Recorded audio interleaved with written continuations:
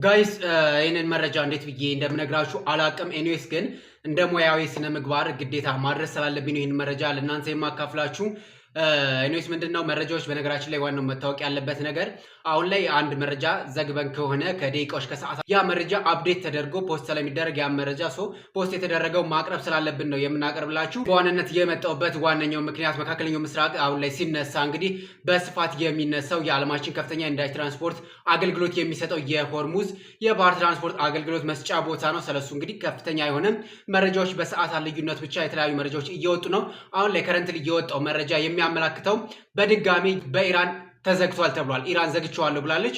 ከሰዓታት በፊት ጠዋት ላይ የሚገርመው ነገር አንድ ቪዲዮ ሰርቼ ነበር፣ ክፍት እንደሆነ ነበር መረጃውን ያገኘሁት። አሁን ላይ ከሰዓት በወጣ መረጃ ደግሞ የሆርሙዝ የባህር ትራንስፖርት አገልግሎት መስጫ በኢራን እንደተዘጋ ነው የሚወጡ መረጃዎች የሚያመላክቱት። ይህንን መረጃ ደግሞ የኢራን የተለያዩ ሚዲያዎች ዘግበውታል ማለት ነው። እስካሁን ላይ ከአሜሪካ ከእስራኤል የተሰጡ ምላሾች የሉም።